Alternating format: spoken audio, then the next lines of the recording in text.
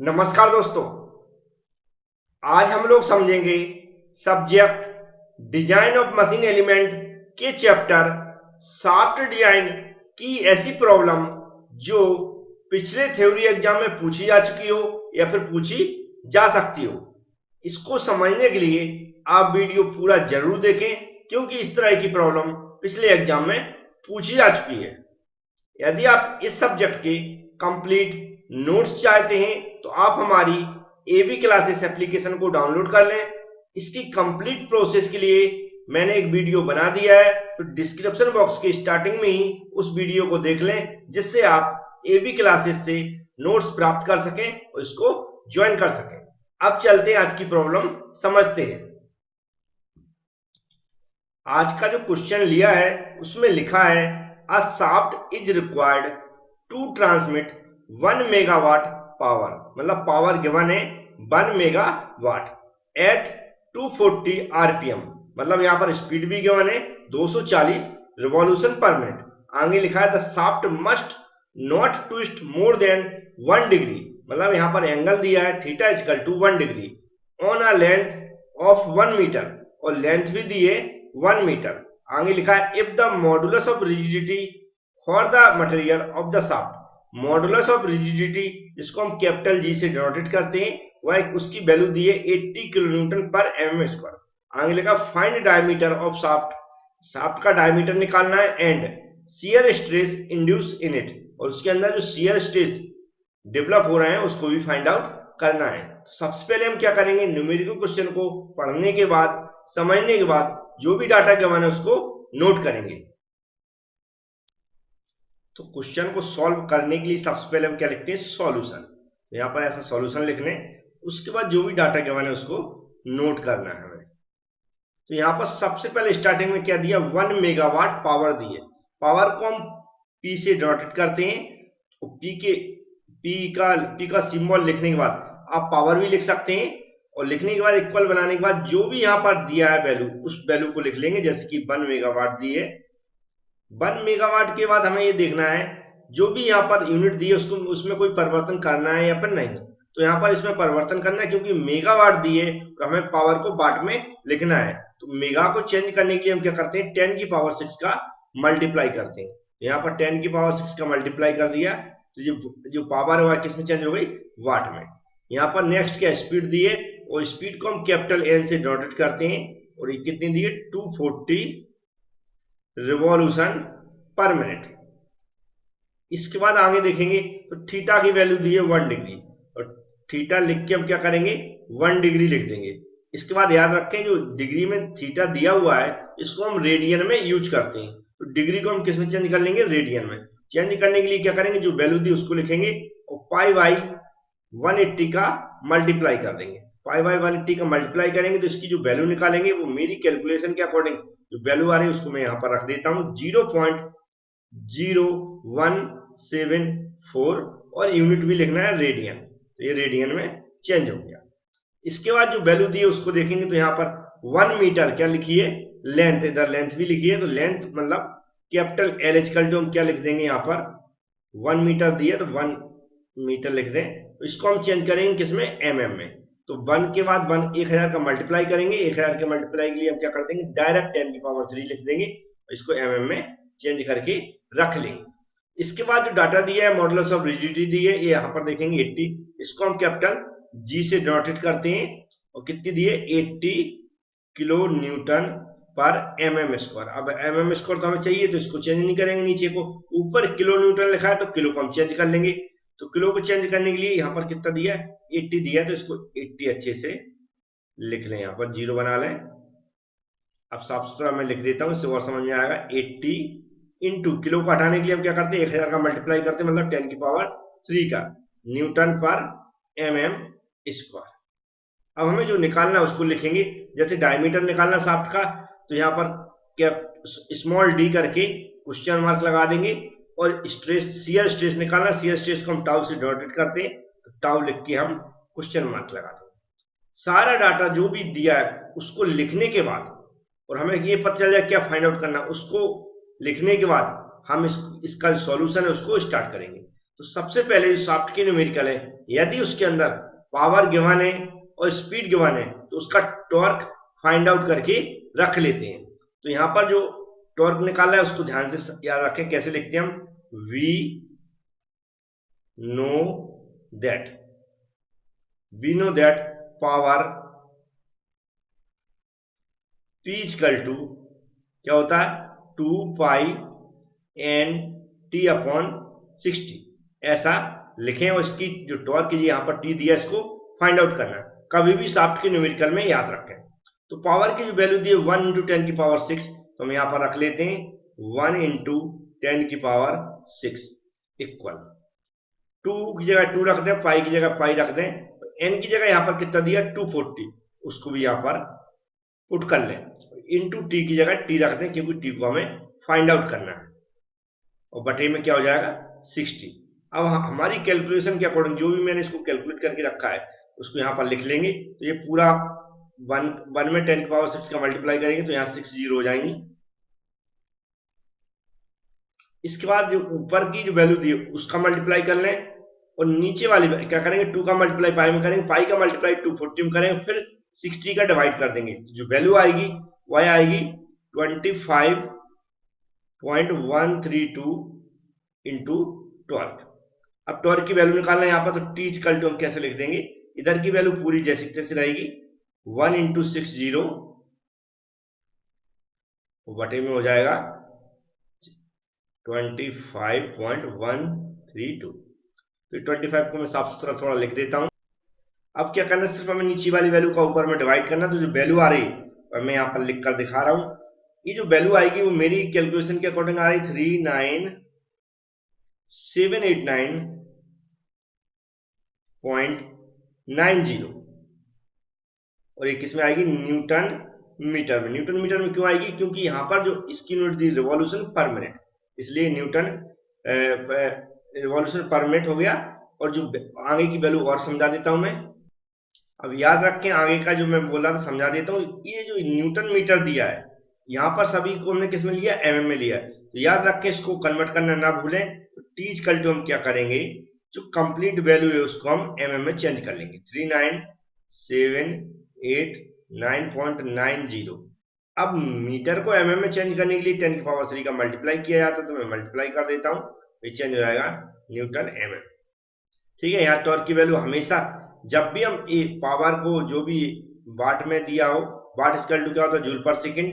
तो यहाँ पर क्या होता है, जो स्पीड दी है रिवॉल्यूशन पर मिनट, मिनट को हमने 60 का डिवाइड करके सेकेंड कर लिया, तो जूल पर, तो जो सेकेंड हो जाता है इधर से इधर जो कैंसिल हो जाता है एक दूसरे से, इस तरह हम क्या होती है न्यूटन मीटर में चेंज हो जाता है। ठीक है, न्यूटन मीटर में क्यों चेंज हो जाता है, क्योंकि हम जानते हैं, एक बार और समझा रहा हूं मैं इसको, आपको किसी ने नहीं समझाया होगा। ये क्या होता है 1 × 10⁶, क्या है वाट, क्या है वाट। वाट इक्वल टू क्या होता है, जूल पर सेकेंड। और यहां पर हमने देखा इसको हमने किस में चेंज कर लिया, सेकेंड में कर लिया है, तो इस सेकेंड से सेकेंड यहां पर कैंसिल हो जाता है, तो ये बचता है जूल। जूल क्या होता है, न्यूटन मीटर। जूल क्या होता है, न्यूटन मीटर, इसलिए इसकी यूनिट क्या बचती है, न्यूटन मीटर। अब ये टॉर्क निकालने के बाद आगे हमें अच्छे से समझना और याद रखना। अब हम इसकी जो डिजाइन है वो है स्टार्ट करेंगे। तो जब भी एंगल दिया हो, क्या दिया हो, एंगल दिया हो, जब एंगल देते तो इसका जो डिजाइन किया जाता है किस बेस पे किया जाता है उसको आपको याद रखना, जो मैं बता रहा हूं। तो जब भी थीटा दिया हो तो उसको हम जो शाफ्ट है उसको डिजाइन करते हैं on the basis of torsional rigidity. तो टोर्सनल रिजिडिटी का जो फॉर्मूला हम यूज करते हैं उसको बड़े आसानी से हम यहां पर लिखेंगे, वी हैव, क्या लिखेंगे, वी हैव, इस फॉर्मूले को मैं लिख रहा हूं, उसको आपको याद करके रखना है। जब भी एंगल दिया है तो इस फॉर्मूले का यूज करेंगे। ये होता है टी अपॉन, क्या होता है, T upon J, T upon J equal G into theta upon L. T क्या होता है यहाँ पर, टॉर्क, जो हम यहाँ फाइंड आउट कर चुके इसका यूज करेंगे। जे क्या होता है, पोलर मूवमेंट ऑफ इनर्शिया, क्या होता है, पोलर मूवमेंट ऑफ इनर्शिया। तो जे की जो वैल्यू होती है उसको हम कैसे कैसे निकालते हैं, J equal to π/32 into D की पावर 4, क्या होता है, डी की पावर 4। इसको निकालने के लिए हमें कुछ नहीं करना है, डी तो हमें फाइंड आउट करना है, तो पाई में 32 का डिवाइड करेंगे, जो वैल्यू है डायरेक्ट मैं यहाँ पर लिख के रख लेता हूँ 0.0981 और इंटू डी की पावर 4 ऐसा लिख के रख रहे हैं, जो यहाँ पर जे की जगह यूज करेंगे। और जी मॉडुलस ऑफ रिजिडिटी जो क्वेश्चन के अंदर गिवन रहती है, जो यहाँ पर दी गई है, और थीटा की जो रेडियन वैल्यू दी है यहाँ पर जो हम निकाल चुके हैं, एल की भी वैल्यू जो क्वेश्चन में दी है उसका उपयोग करेंगे। इन सब का उपयोग करके हम इस डायमीटर को फाइंड आउट करेंगे। कैसे फाइंड आउट करना है ये आगे समझे ध्यान से। तो यहाँ पर अच्छे से लिखना हमें क्या, नाउ लिखने के बाद हम क्या करेंगे, उस फॉर्मूले को लिखेंगे जो अभी नीचे मैं बता चुका हूं, T upon J equal G into theta upon L. इसमें सारी वैल्यू पुट कर देंगे, जैसे कि टी की वैल्यू क्या दी है यहाँ पर 39789.90 बटे में जो जे की वैल्यू हमें यहाँ पर निकाले 0.0981, क्या लिखेंगे 0.0981 इंटू डी की पावर 4। फिर इक्वल में जो जी की वैल्यू कितनी दी है 80 इंटू 10 की पावर 3, 80 इंटू 10 की पावर 3 मल्टीप्लाई में जो हमारा रेडियन में एंगल दिया कितना दिया 0.0174 अपॉन एल की वैल्यू कितनी दी 1 इंटू 10 की पावर 3, क्या दी 1 इंटू 10 की पावर 3। अब हमें सिर्फ सॉल्व करना इसको, कोई भी कंसेप्ट यूज नहीं होंगे, सिर्फ डी की वैल्यू फाइंड आउट करना। तो ये जो डी की वैल्यू निकालने का तरीका क्या है, ये जो ऊपर की वैल्यू है इसमें हम ये नीचे की वैल्यू का डिवाइड कर देंगे। जो मेरे अनुसार जो इसका आंसर आ रहा है वह क्या हो जाएगा 40504 और बटे में क्या आ जाएगा डी की पावर 4 ही रहेगा। क्या किया मैंने, जो ऊपर की वैल्यू है उसमें नीचे वाली वैल्यू का डिवाइड कर दिया। और इसमें भी सेम करेंगे, ऊपर वाली वैल्यू को मल्टीप्लाई करेंगे, फिर नीचे वाली वैल्यू का डिवाइड कर देंगे, या इसको काट के भी जैसा भी आप करना चाहें। तो मेरे अकॉर्डिंग जो इसकी वैल्यू आ रही 1.392 यहाँ पर वैल्यू आएगी। अब हमें डी की पावर 4 को निकालना है, तो डी की पावर 4 को इधर रख लें और क्या करेंगे, ऊपर की वैल्यू जैसी तैसी रहेगी 405605504.6 बटे में क्या आ जाएगी, जो भी वैल्यू यहाँ पर दी है उसको हम बटे में लिख लेंगे। हमने क्या किया, इसको इसकी जगह लिख लिया और इसको इसकी जगह लिख लिया। अब इसको हम जब सॉल्व करेंगे, ऊपर वाली वैल्यू में नीचे वाली वैल्यू को डिवाइड कर रहा है, तो मेरे अनुसार जो वैल्यू आ रही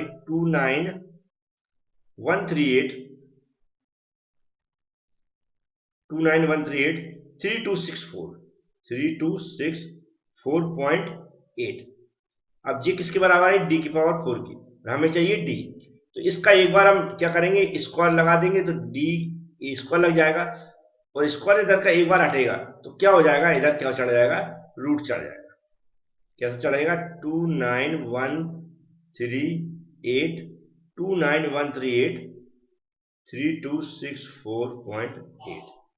इतनी वैल्यू आ जाएगी। क्या किया मैंने, ये क्या डी की पावर 4 है, हम जानते हैं। देखो डी की पावर 4 को हम कैसा लिख सकते हैं, डी स्क्वायर ऐसा होल स्क्वायर लिख सकते हैं। तो हमने क्या किया, एक बार इसका स्क्वायर हटाया तो इधर का रूट चढ़ा दिया, हमारे पास अंदर क्या बचेगा डी स्क्वायर, तो वही मैंने डी स्क्वायर लिख दिया। अब इसको हम यहाँ पर फाइंड आउट करेंगे, तो हमारे कैलकुलेटर के अंदर रूट का साइन होता है, उस रूट का साइन दबाएंगे, नीचे अंदर की वैल्यू लिखेंगे, वो इक्वल का साइन दबा देंगे। तो मेरे आंसर जो वैल्यू आएगी 17069.9521। अब फिर से हम इसका एक बार और स्क्वायर हटा देंगे, इसका स्क्वायर हटेगा तो फिर से इधर का रूट चढ़ जाएगा, कितना आ जाएगा 17069.9521। अब हम इसका क्या करेंगे, d इक्वल टू इसका रूट निकालेंगे, तो मेरे अनुसार जो वैल्यू आएगी 130.65। और इसको हम क्या लिख सकते हैं, हम लगभग एक मतलब जो पॉइंट है उसको हटाकर हम एक कंप्लीट वैल्यू लिख सकते हैं 132। तो बुक के अनुसार कितना आंसर आ रहा है 132, मतलब 132 mm डी की वैल्यू आ गई है। तो डी निकालने के बाद हमें क्या करना है, इसका जो स्ट्रेस है उसको निकालना। तो स्ट्रेस कैसे निकालेंगे वो भी हम समझ लेते हैं। तो सेकंड हमें क्या निकालना था, इंड्यूस स्ट्रेस। यहां पर आप देख सकते हैं कौन सा, शियर स्ट्रेस। तो यहां पर लिख देंगे शियर स्ट्रेस। शियर स्ट्रेस को जो डिजाइन शाफ्ट को हम डिजाइन करते हैं on the basis of strength, उसी के अकॉर्डिंग हम जानते हैं वी नो दैट। तो फॉर्मूला होता है आप लोगों ने पढ़ा होगा T equal to pi by 16 into tau into D की पावर 3। बस हमें सिर्फ वैल्यू पुट करना है, जैसे कि टाउ की वैल्यू यहां पर दी है 39789, क्या लिखेंगे 39789.90 इंटू 10 की पावर 3। इक्वल में हम क्या करेंगे, पाई बाई 16 है तो उसको पाई बाई 16 ही रहने देंगे, इंटू टाउ, टाउ को हम फाइंड आउट करना है, टाउ रहने देंगे। और डी की वैल्यू अभी निकाली हमने 132, तो 132 यूज करेंगे उसको, 132, इसकी पावर कितनी है 132 की 3, जो भी यहाँ पर डी की पावर दी उसी को लिख देंगे। अब सिर्फ हमें इसको सॉल्व करना आपको आना चाहिए। इधर की जो वैल्यू है इसको हम मल्टीप्लाई करके अगर लिखेंगे तो जो वैल्यू हो जाएगी 39789 और 789 के बाद फिर 900। ये इसका जब 10 की पावर 3 का मल्टीप्लाई करेंगे तो इतनी हो जाएगी।